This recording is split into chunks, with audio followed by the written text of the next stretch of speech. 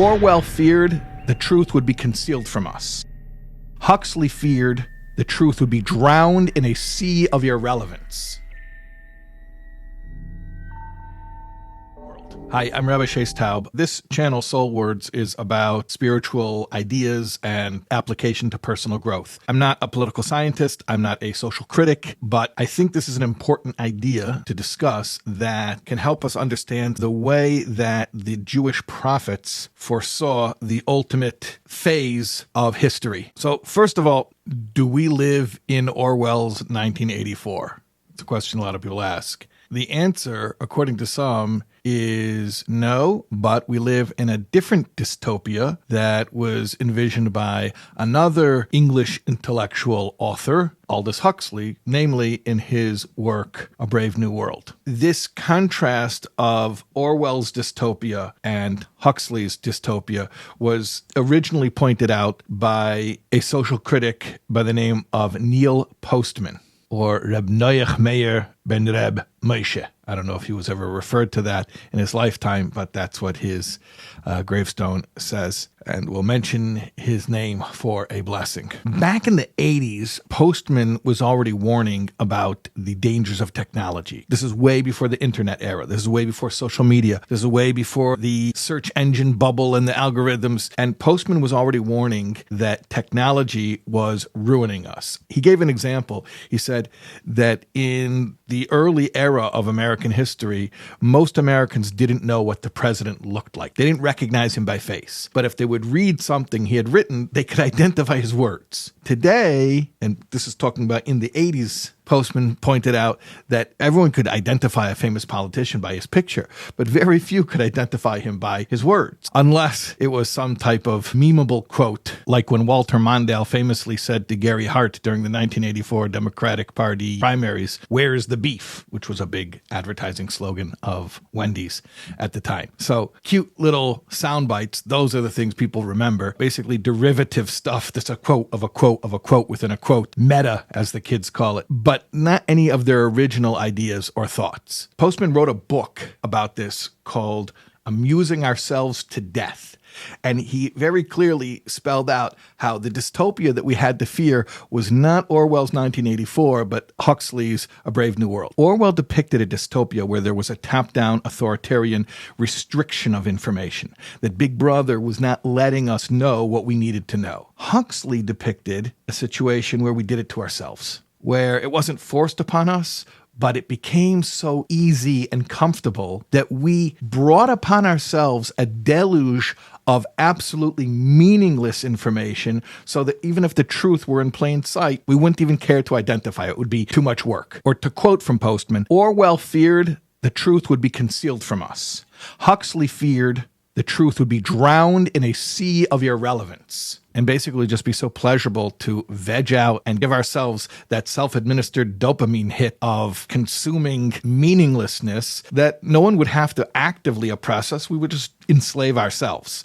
And to me, that's a lot scarier than what Orwell's describing. And in my humble opinion, I think it's a lot closer to the situation today. We have more information, more access to information today than any time in the history of the world. Anything you want to know, you can find out. The problem is there's so much information, and who's to say what's true, and who's to say who's a reliable source? So what are we doing? We're just clicking on more funny cat videos, even though ostensibly, if we wanted to really go find out the truth, it's more available to us than any time in history. As a rabbi, as a student of the Torah, this is very interesting to me. There is a Kabbalistic book known as the Zohar. It is the primary text of Kabbalistic teachings. In this text, it equates the era before the advent of the Messianic era as a time when there will be an explosion of information. In the account of the life of Noah and the flood in Bereshis, or the book of Genesis, chapter 7, verse 11, it says, "In the 600th year of the life of Noah, all well springs of the great deep burst open, and the windows of heaven were opened." So the Zohar says that these well springs of the great deep and these windows of the heaven, meaning to say the flood from above and the flood from below, correspond to another type of a flood. The Zohar says that in the 600th year of the 6th millennium, and if you use the biblical dating, that corresponds to the secular date 1840 of the Common Era, that at this time there will be an explosion of knowledge from above and below. Now, what is knowledge from above and what is knowledge from below? Knowledge from above means spiritual knowledge. And many point out that that date coincides with the publication of many Jewish mystical teachings from the Hasidic movement. Knowledge from below, it's not a put down. Below doesn't mean that it's profane. It just means that it's mundane. It means secular knowledge. Think about how much people knew about the way the world worked in the mid-1800s compared to a century before or 2 centuries before, and especially in the pre-modern era. So this is a very interesting prophecy of the Zohar. And what it seems to be telling us is that before the world is perfected, in the Messianic era, there's going to be a time when information just becomes available at an unprecedented level. Now, it doesn't there explain explicitly, or I'm not even sure if it implies that with this deluge of information, there will be misinformation. But one has to think that when these well springs open and there's this explosion of knowledge, at least for a certain period of time, as the process is working itself out, as it were, there's going to be information that's not 100% accurate or true or helpful. In other words, to me, when I think about a world where there's way too much information, that's problematic, but it's not inherently a catastrophe. To the contrary, it can actually be part of a process of truth becoming more available. Yes, we haven't reached the end goal where the truth is refined and identified, so there's a lot of dross in the smelting pot, so to speak, which hasn't yet been separated. But the characterization of a world where there's just tons and tons and tons of information available is not intrinsically a bad thing. Maimonides, the great philosopher and legal codifier, he writes in his Laws of the Messianic Era that in that time, meaning the Messianic Era, there will be no famine, no war, no envy, no strife, because good will emanate in abundance, and delightful things, delicacies, will be as plentiful as dust. So he describes an era of material bounty, which incidentally sounds like our day and age where there is a food surplus. We went from a time in the 60s when it was predicted there was a population bomb, there would be overpopulation because we didn't have enough arable land. Then there were innovations in food technology, and now our problem is not that there's not enough food for people. The problem is distribution and corruption.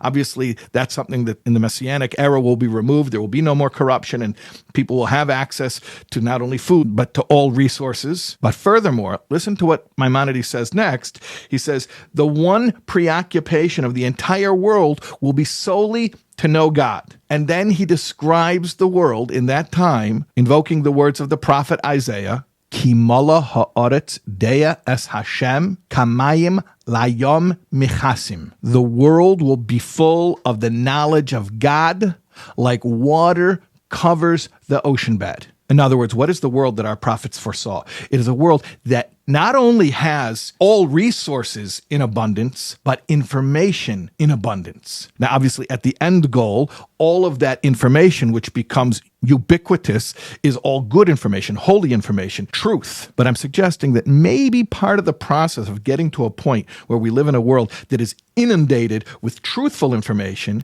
is going through, temporarily at least, a process where there's just a lot of all kinds of information, truth, non-truth, information, disinformation, misinformation, and everything in between. So are we dangerously close to a scenario like Huxley foresaw? You could argue in some ways we are, but I believe that putting out messages like this and raising awareness and giving us the opportunity to think deliberately about what's going on is a way that we can harness the opportunity that we were given. This doesn't have to be something that happens to us. This can be something that we play an active role in if we're mindful. What I would suggest as far as an action item coming forth from this is that today everyone has been armed with a device that has access to a global platform. You can go on social media, like this one that you're watching me on right now, and you can put out information. Yeah, can every crackpot also put out their information? Yes, that's one of the biggest problems of the internet. However, that's not going away. What do you want? We should not allow the crackpots to post?